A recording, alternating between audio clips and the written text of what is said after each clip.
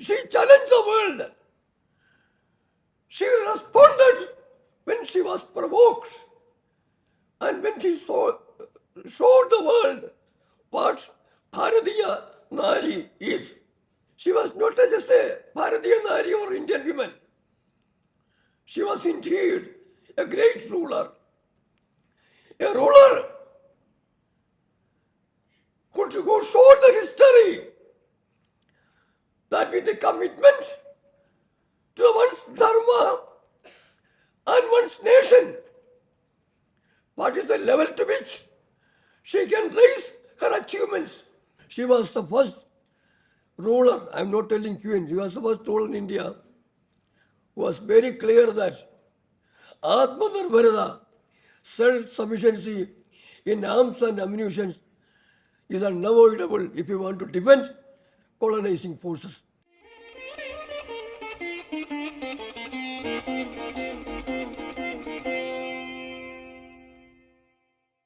नमस्ते to one and all.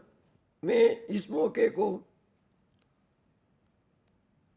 एक किस्म की नियुक्ति मानता हूँ, क्योंकि 30 शतक पहले 300 साल पहले भारत का रूप अपने आईने में देखने के लिए अहिल्याबाई होलकर ने अपने जिंदगी का एक खूब तस्वीर छोड़ रखा था। उसको दोबारा देखने के लिए अब अहिल्याबाई होलकर को अपना प्रणाम समर्पण करने का एक मौका आज आ गया। आपका साथ मिलके वो मैं सविनय उस स्मृति के सामने अपने हाथ जोड़ता हूँ। That's all. That was in English, Hindi, because I thought it should be in the fitness of things. If I start remembering Rani Ahilyabai Holkar in her own language, because that was the language in which he spoke to the world. She challenged the world. She responded when she was provoked. And when she showed the world what Bhartiya Nari is. She was not just a Nari. She was not just a Bhartiya Nari or Indian woman. She was indeed a great ruler. A ruler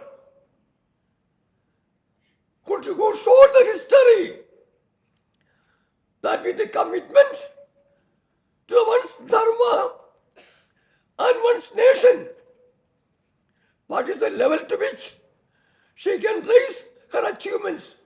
That's why when we are discussing about bridging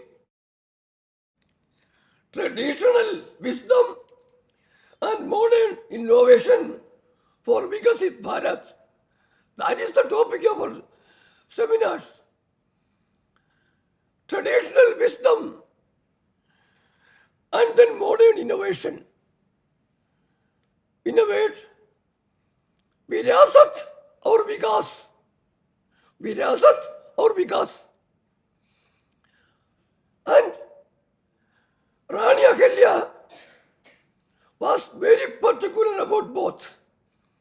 She showed direction in both these aspects. I am extremely sorry. My sound will not be friendly to you. Yet, I have to accomplish my task. Then, there are time constraints also. So, instead of going to my prepared speech, I am trying to make some references and conclude. Before going deep into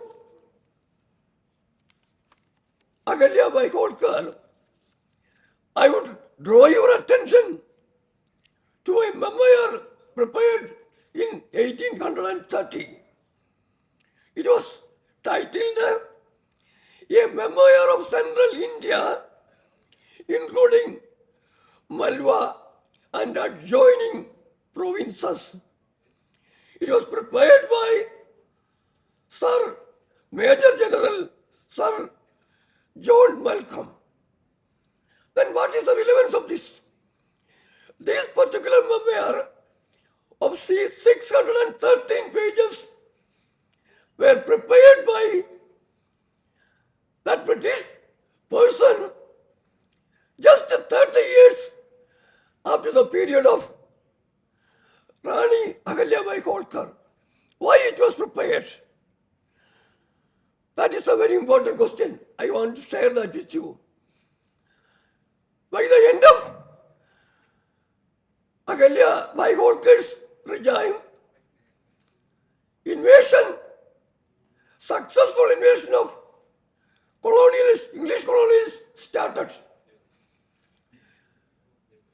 By 1830, almost they were achieving the target. But before they wanted to look back and see and realize and subject the aerial hurdles into a process of scanning. They wanted to know what all resistance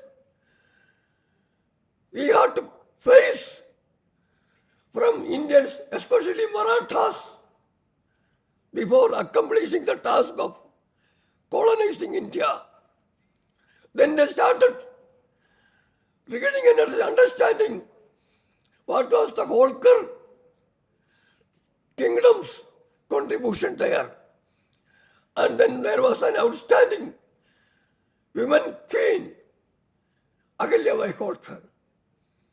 So, Sir John Malcolm gave sufficient importance in his narration to Ahilyabai Holkar and her regime also. That's very important because they didn't prepare to preserve it or hand over it to us to study history. They prepared it just to understand the strength and weakness of Indian people. So to perpetuate the colonization, they wanted to know where we went right and where we went wrong. That is there. They found out that when Mughal tyrant Aurangzeb challenged them, provoked them by every means, they thought it is right time to rebellion. Then they united, rebelled against Mughal Empire and brought down the Mughal tyranny, and Maratha established an alternative to this kingdom. And that way, and when immediately after that, that's what I will tell you, immediately after successfully handling Mughals, divisions among Indian kings started coming up. And that show fights take away themselves. Then English people understood that dividing India without directly confronting, dividing India will be a better course to opt for. And that better course, what they have considered, was divide and rule. What I wanted to stress was that at that time, having seen the united fight of Indians and subsequent fights among themselves, when the main target was achieved, they thought, now it is time to divide. Now, at this particular juncture of history, we have to learn from that lesson from there. Because after Ahilya, it was English rule. After independence, it was ruled by minds yet to be decolonized.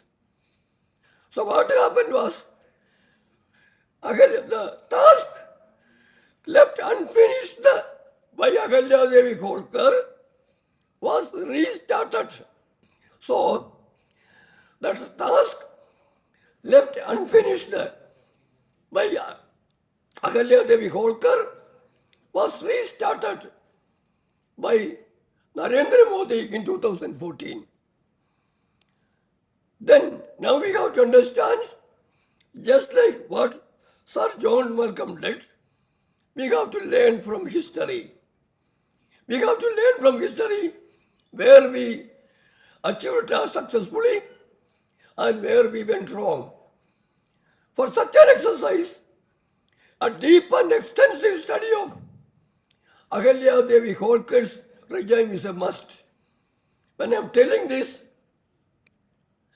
I wanted to point out that I have a full story of her, narration of her life to explain to you, but I don't have time.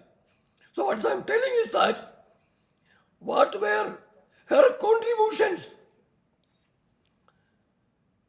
that could substantially contribute to the present day world. Number first is the Virasat and Vikas concept itself. Bridging of, as you have told, bridging of our history, our heritage, that with the developmental concepts. That Vikas and Virasat was the major contribution of Ahilyabai Holkar. And now we are also trying to move further.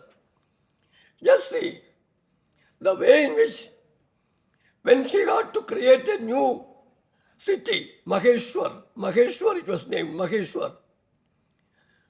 How thoughtfully, how imaginatively she created the city by renovating the temple there, by purifying the river there, and then opening every options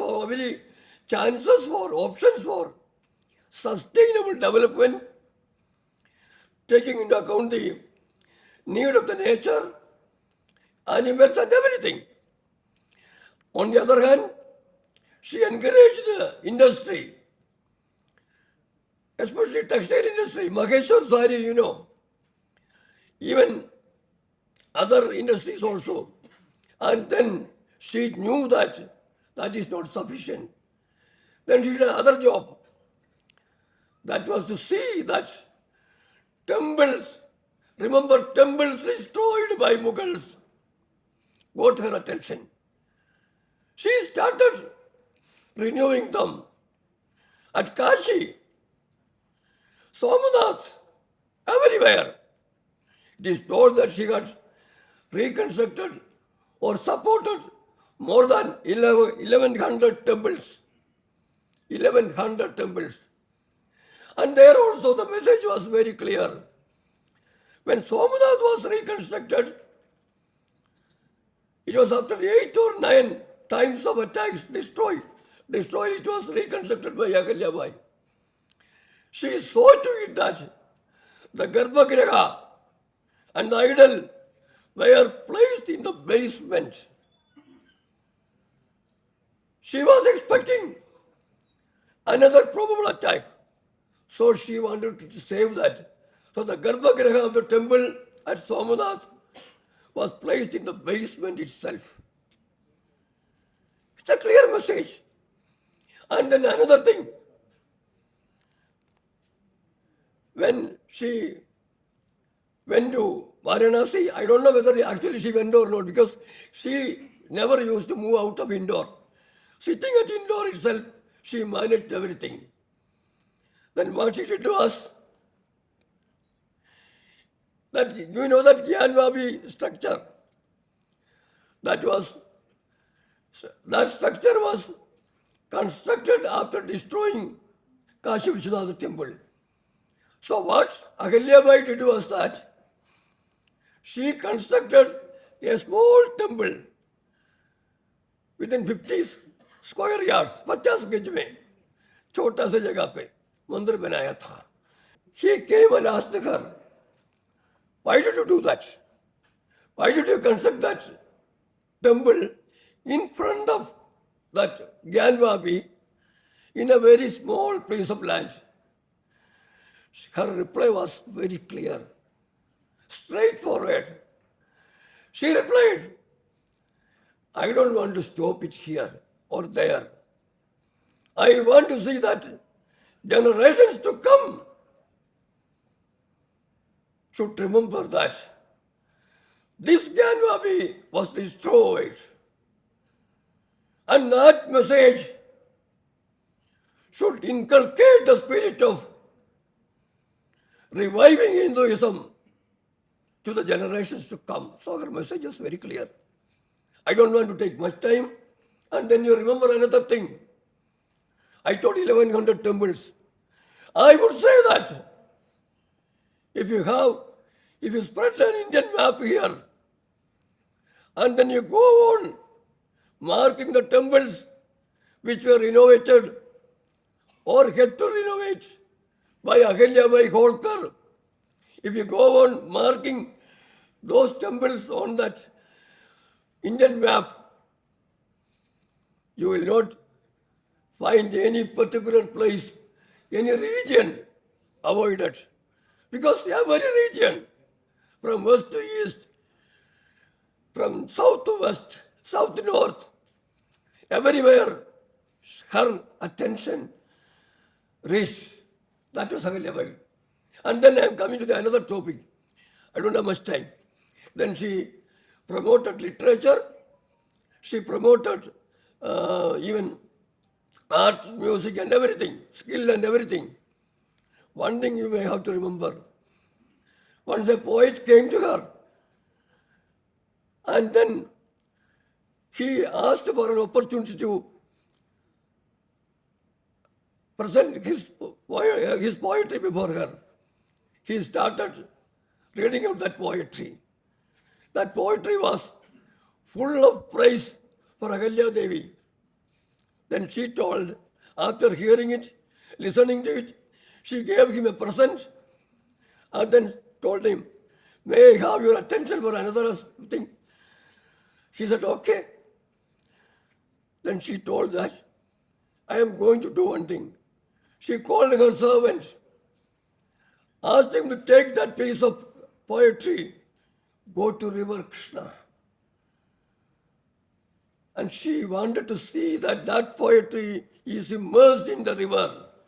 That poetry which was written in praise of Ahilya was caused to be immersed in the river. And then told this poet, you are a talented man.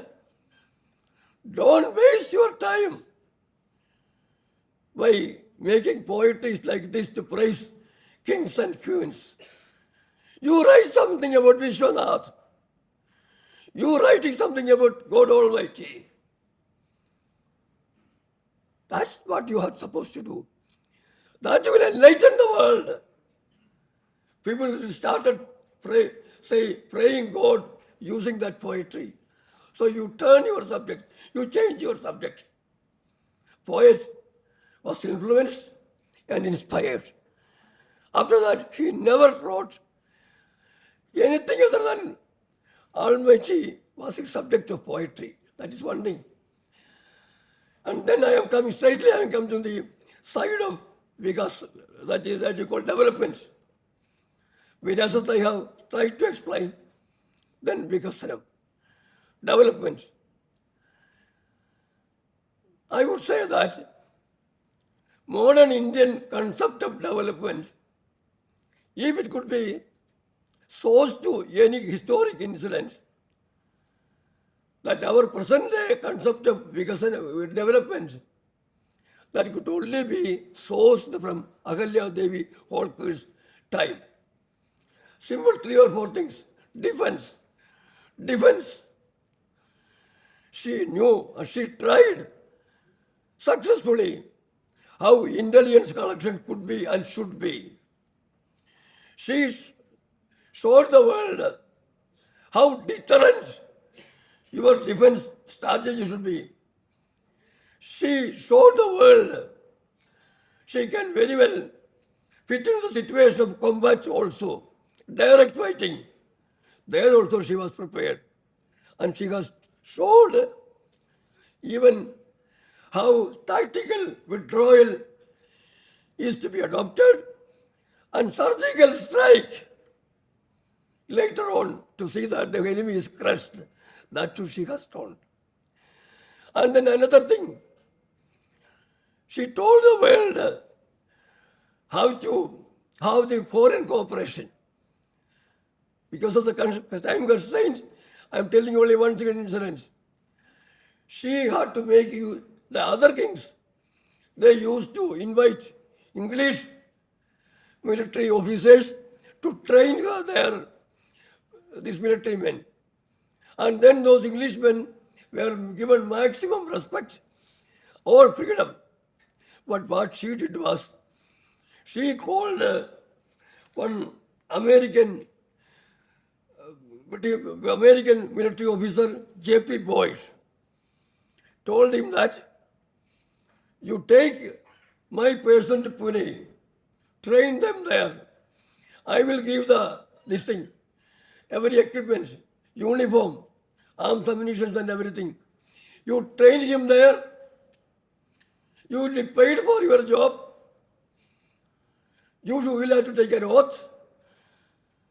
And then after training, you will have to bring them here and salute the Subedar of Indore, that is Ahilyabai Holkar. She took oath from him, that American. He was oath bound to serve her nation, that was Indore. And then, see that was her way of thinking. She didn't allow foreigners to influence her, other than making use of them, improve our capacity. That is one thing. And then another thing that will be interesting to all of you, the way in which he arranged the deterrence. Once she was attacked by Raghav Dada, another king. He came, the plan where it was revealed to her in time, across the river, that fellow came with 50,000 of soldiers. Raghavda with 50,000 soldiers. She made some early arrangements. She prepared an army strength of 50 women. Kindly listen to it. 50 women. 50 women. No male person there. She prepared that unit, then wrote a letter to Raghavda telling that if you are here to attack us, our defense will be managed by 50 women unit headed by me. If you succeed, you have nothing to celebrate about because you fought with the ladies and you won. But by chance, if you are defeated, the world will record that this fellow was defeated by 50 women unit. Then the other side got the message and told them, no, we didn't come for a combat. We thought of coming and meeting you to extend our condolences for the death of her son. She said, well, if that is the reason, you can come here with one or two helpers, or if you come, if anybody comes with arms and ammunition, be sure that they will not go back to the other side of Krishna alive. That was so strong she was. Now, another aspect also, center-state relation. She was, even though she is called a queen, she was only a chief minister. And the prime minister was Peshwa.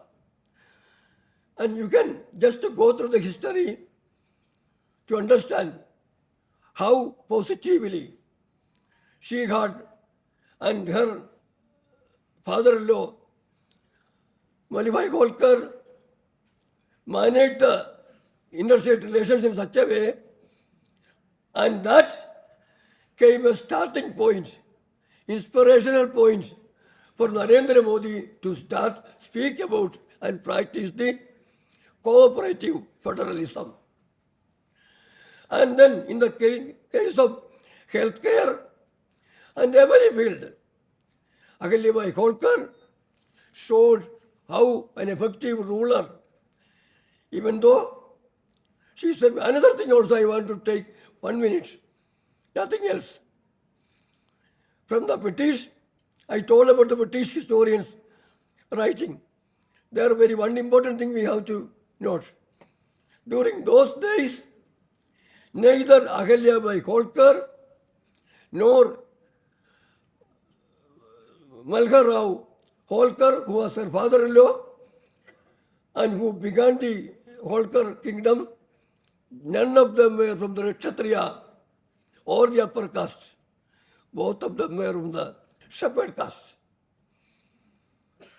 And see, what was the condition then there? And then another thing, Ahilyabai Holkar, in her Maheshwar, that palace, she used to have lunch with more than 300 persons every day. Whoever comes, they were, without looking for their social status, social level or everything, there was Panti Bhojan, common feast, without looking for who is sitting next. Another thing that is very important, that every man and women sitting here will have to listen and remember. Ahilya, the way in which Queen Ahilyabai got her daughter married, how did she select her son-in-law? That was her special way of dealing with something. She had to face the question of terrorism during those days. Then she made a challenge. If anybody among you in the country who is prepared to come up and face the task, control the terrorism there, I will see that my daughter is married to him. Everybody asked, what about her caste? If some of our caste come up, what will you do? Everybody asked her. He told, for me, his vigor, his courage will be the caste. That was the reply given by a lady who was deeply immersed in heritage 300 years back. That's why I told you that you, the contemporary brave man in Indian academia, because I know that in academia, you are all brave men and women. Because Indian academy is controlled by fascism. Cultural Marxist fascist, wokeism Marxist, a number of other things also. You are braving them. You have the confidence, courage, and conviction to fight for nationalism. That is why I am telling that you have to bring out the fact that before the arrival of British, the caste division they want to project now was not the truth then. And then before concluding, I am very sorry because the time has been extended to 10:30, that is why I took this much time.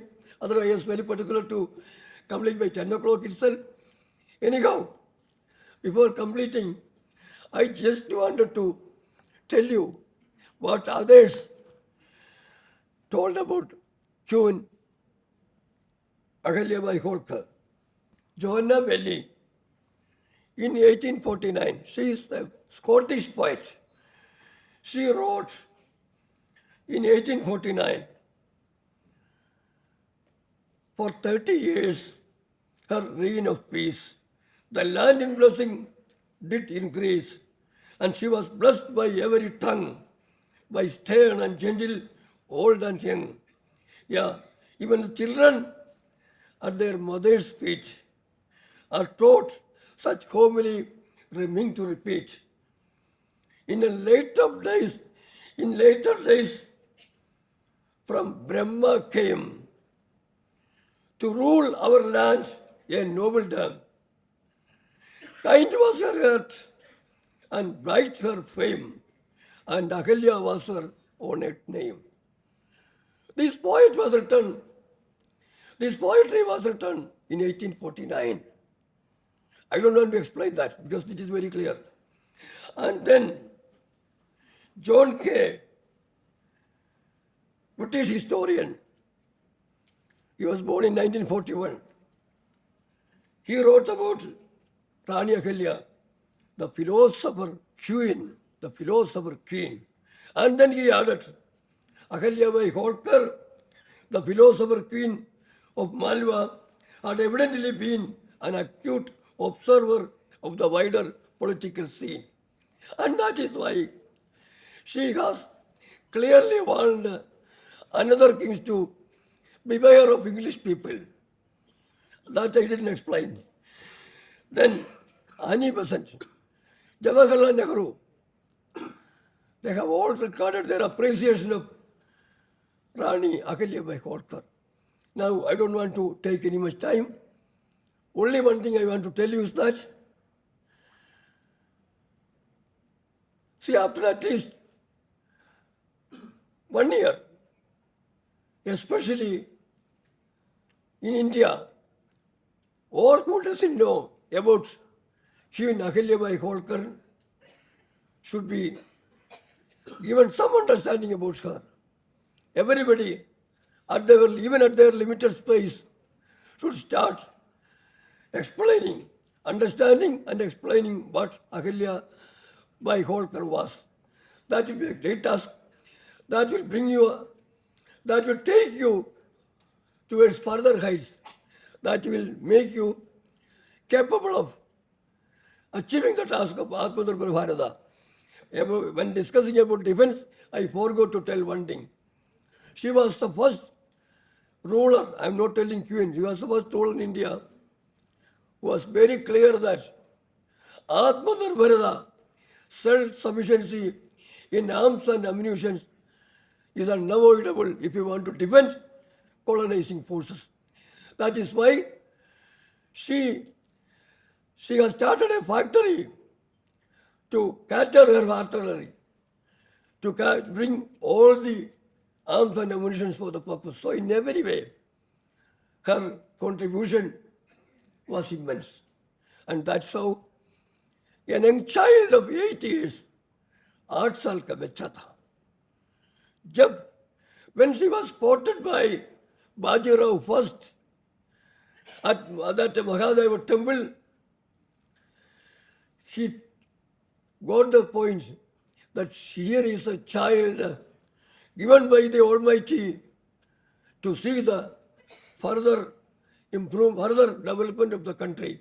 So he suggested, Bajirao I suggested Malhar Rao to accept her as his son-in-law, daughter-in-law. And then thus, Khanda Rao, son of Malhar Rao, was married to her. Manda Rao, I don't know his time, Khanda Rao expired in Kumber, that battle, even without taking part in the battle, he died. Her son also was lost. And then when she got back the kingdom, I will be showing injustice to her if I do not remember that. What she did was that whatever she earned till that time, because of the inheritance of the kingdom, crores of rupees wealth, and freedom to rule the country as she wants. But then what she did was, she conducted a puja at Maheshwar temple, Mahadev temple, Mahadev temple. She submitted everything. She submitted everything to the feet of Lord Mahadeva and took an oath. I know that whatever is given to me is given by you for a specific purpose of saving the humanity, saving the country. So I will be doing that. But while doing that, I know that I am accountable to you. I will exercise my authority with the full awareness of that. That was the pratigna, that was the oath she has taken. And that is the oath we are trying to see that every one of our rulers is taken. He takes. So with these words, with thanks to the organizers, I conclude my words here. I'm sorry I have taken 5 minutes more because he told he wants 15 minutes, 10:30 is the final time. I think I took 5 minutes more. Please, I apologize for that. Thank you.